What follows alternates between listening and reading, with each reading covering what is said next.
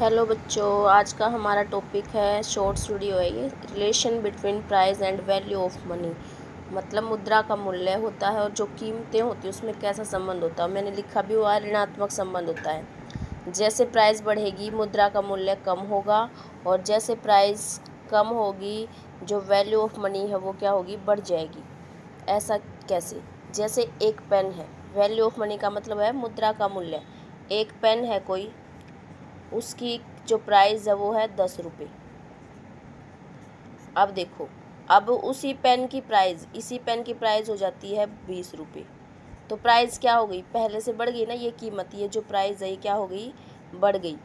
तो मुद्रा का मूल्य कैसे कम हुआ? आप ये सोचोगे, जिसको नहीं पता, जिसको पता हो अच्छी बात है, जिसको नहीं पता कि मुद्रा का मूल्य तो बढ़ गया है, पर ये मुद्रा का मूल्य नहीं बढ़ा है, प्राइस बढ़ी है।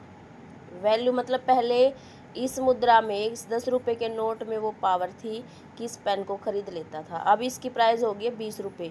अब इस 10 नोट के रुपए में वो पावर नहीं है कि इस पेन को खरीद सके। अब उसके लिए 10-10 के 2 नोट या 20 रुपये, मतलब 20 रुपये का नोट देना पड़ेगा।